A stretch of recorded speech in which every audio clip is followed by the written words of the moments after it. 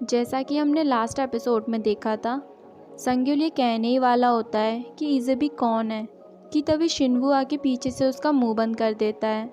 इज़ुबी के हाथ से ब्लू रेज निकलने लगती हैं।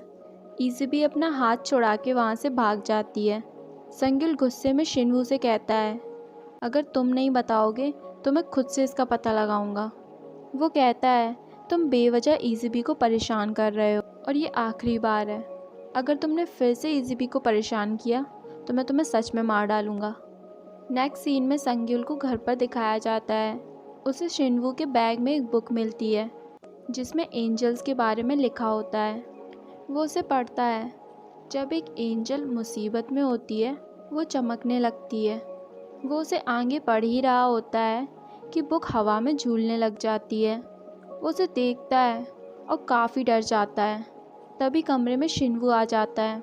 वो उसे डांटते हुए कहता है, तुम्हें इस तरह दूसरों के बैग में हाथ नहीं डालना चाहिए। और अब जब संगिल सब कुछ जान चुका था वो काफ़ी डर गया था।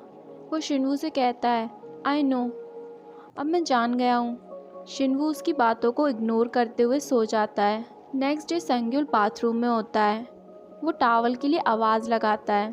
संग्युल को लगता है कि उसके फादर हैं। वो प्लीज़ कह देता है और दरवाजे पर शिनवू को देखकर वो गुस्सा हो जाता है। शिनवू अभी भी उससे काफ़ी फ्रेंडली था, पर संग्युल नाराज़। स्कूल में इज़ुबी की फ्रेंड उसे बताती है कि हर साल हमारे यहाँ करियर काउंसलिंग होती है और आज भी होगी। इज़ुबी कहती है, क्या हर साल ह्यूमंस के ड्रीम बदलते हैं? और फिर क्या एक एक से सबकी काउंसलिंग होती है? सबसे पहले बारी इज़ुबी की फ्रेंड की आती है। टीचर उससे पूछते हैं, तुम कॉलेज ज्वाइन नहीं करना चाहती? अगर तुम्हें फाइनेंशियली कोई इशू है तो स्कूल लोन और स्कॉलरशिप जैसी काफ़ी चीज़ें हैं। वो कहती है, चाहे मैं कितने ही अच्छे कॉलेज से क्यों ना पढ़ लूँ, पर मेरा कर्जा वो कभी चुकता नहीं हो पाएगा।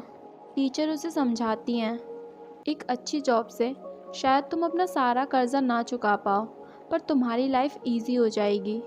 शिनवू टीचर के सामने होता है। वो कहता है, मैं जल्द से जल्द एक अडल्ट बनना चाहता हूँ।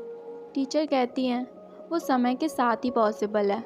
जैसे जैसे समय बीतेगा तुम एक अडल्ट बन जाओगे। नए एक्सपीरियंस लेके, डिफ़िकल्टियों का सामना करके तुम एक अडल्ट बन जाओगे। शिनवू कहता है, मैं अपना ख्याल रख सकता हूँ और ख़ुद का ख्याल रखने के लिए मुझे अडल्ट बनने की कोई ज़रूरत नहीं है। और अब आता है इज़ुबी का इंटरव्यू। वो कहती है, मैं एक ह्यूमन बनना चाहती हूँ। ये सुनकर टीचर खूब हंसती है और कहती हैं, क्या तुम एक ह्यूमन नहीं हो? टीचर कहती हैं, बट थैंक यू मुझे हंसाने के लिए। अब बेचारी इज़ुबी कैसे समझाए कि वो सच ही तो कह रही थी। यहाँ संग्युल क्लास में भी बहाने ढूंढता है इज़ुबी को रिवील करने के, पर जैसे तैसे शिनवू सब संभाल लेता है। दोनों क्लास से बाहर जाके बात करते हैं। संग्युल कहता है, तुम सबको सच सच बता क्यों नहीं देते कि इज़ुबी कौन है? इज़ुबी का सीक्रेट क्या है? शिनवू कहता है, तुम जो भी जानते हो बस अपना मुंह बंद रखो। वहाँ दूसरी तरफ एंजल, वो किसी भी हालत में इज़ुबी को वापस लाना चाहते थे। वो अपने मैजिक से स्कूल के माइक को ओपन कर देते हैं जिसमें से संग्युल और शिनवू की वॉइस आती है। संग्युल कह रहा होता है, क्या मैं सबको बता दूं कि हमारी एथिक टीचर तो मेरी स्टेप मॉम है और तुम्हारी रियल? शिनवू से कह रहा होता है, तुम्हें ये लगता है कि ये तुम्हारा वेपन बन जाएगा, पर ये मेरे ऊपर काम नहीं करेगा। हमारी एथिक टीचर जो करियर काउंसलिंग कर रही हैं, अपने रियल सन को अपनी ज़िंदगी से बाहर निकाल कर मुझे चुनती हैं एज अ स्टेप सन।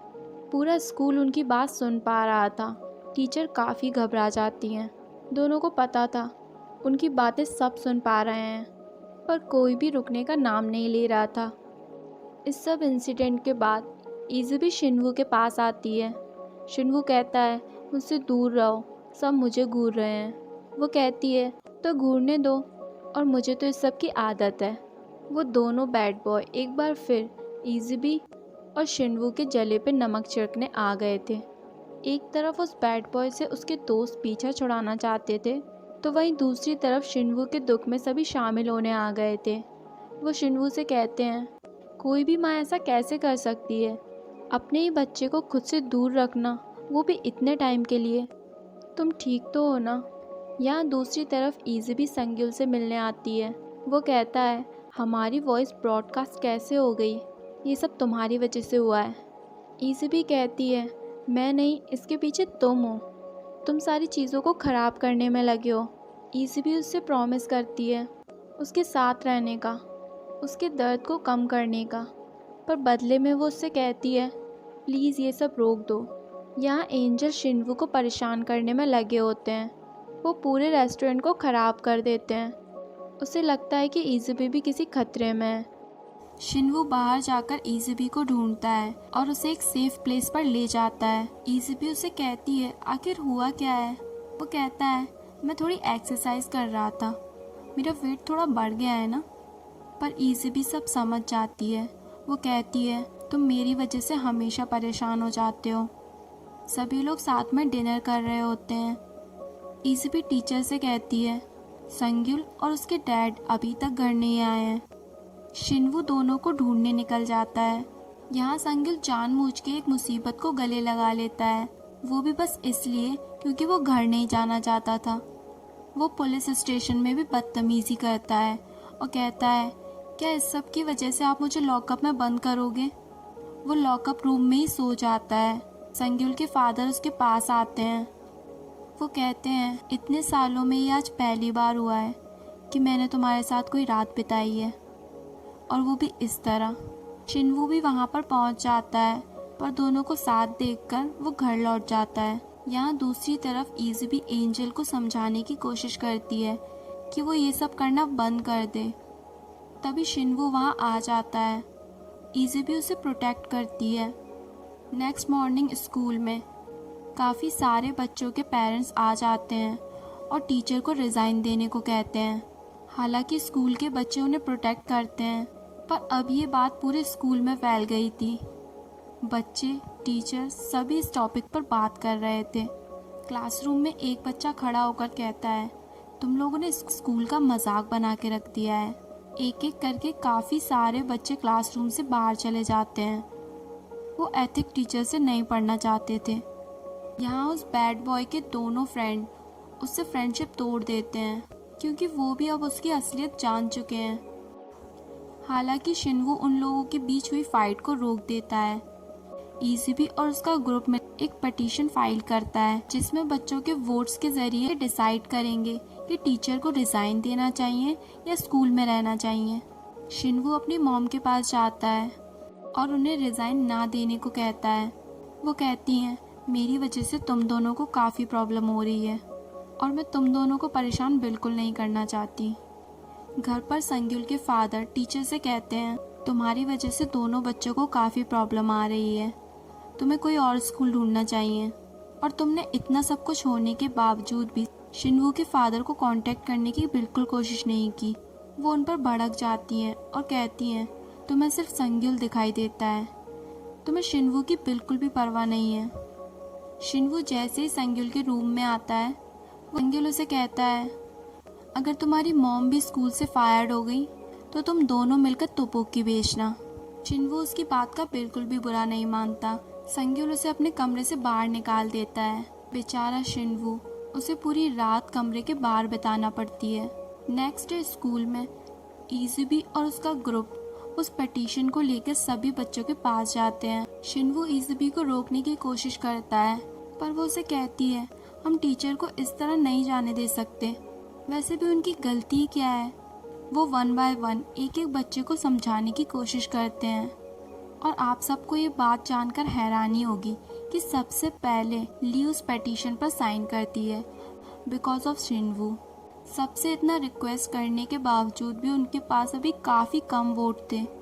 तभी क्लास में संग्युल कहता है, मैं भी एक वोट देना चाहता हूँ, टीचर को रिज़ाइन दे देना चाहिए। काफ़ी लोग उन दोनों के फेवर में आ जाते हैं, पर तभी शिनवू खड़ा हो जाता है और कहता है, तुम सबके पास माँ है, पर मैं चाहते हुए भी इस शब्द को अपने मुंह से नहीं निकाल पाता। बस एक ये क्लासरूम ही है जहाँ मैं उन्हें खुलकर देख सकता हूँ और सुन सकता हूँ। मैं तुम सबसे भीख मांगता हूँ, please let me see her like that. Shinwoo का हर एक शब्द हर बच्चे के दिल में चुभ जाता है। और फिर क्या, एक एक कर काफ़ी सारे लोग वोट करते हैं। यहाँ दूसरी तरफ ह्यूमन एंजल ईज़बी के ग्रुप के फुल सपोर्ट में थी। वो प्रिंसिपल के सामने ये कहते हैं, बच्चों ने एक पिटीशन फाइल की है और काफ़ी सारे लोगों ने टीचर को रिज़ाइन ना देने की बात कही है। वहीं दूसरी तरफ पुराने टीचर भी लौट आते हैं। ईज़बी का ग्रुप मिलकर पार्टी करता है उनकी जीत की खुशी में। यहाँ दूसरी तरफ संग्युल और उसकी मॉम अभी भी लड़ रहे होते हैं। संग्युल कहता है, कॉन्ग्रेचुलेशन, आप स्कूल से कहीं नहीं जा रही हो। वो कहती हैं, तुम्हें मुझसे प्रॉब्लम क्या है? मैं ऐसा क्या करूं कि तुम मुझे माफ़ कर दो? वो उससे बहुत रिक्वेस्ट करती हैं। संग्युल उन्हीं के सामने उनका लॉकेट बाहर फेंकने जाता है। वो उसे रोकती हैं। संग्युल कहता है, जब तुमने अपने बेटे को अपनी लाइफ से दूर फेंक दिया था तो इसे संभाल कर क्या करोगी? ईज़बी और शिनवू भी वहाँ पर आ जाते हैं। संग्युल को इतना गुस्सा आता है कि वो अपनी मॉम को धक्का दे देता है और जिस वजह से लॉकेट भी टूट जाता है। शिनवू को भी काफ़ी गुस्सा आ जाता है और वो संग्युल की कॉलर पकड़ लेता है और तभी अनफॉर्चुनेटली संग्युल के फादर की एंट्री हो जाती है। वो ये सीन देख के काफ़ी गुस्से में आ जाते हैं। शिनवू को घर छोड़कर जाने के लिए कह देते हैं। इसी के साथ हमारा ये एपिसोड यहीं पर ख़त्म हो जाता है।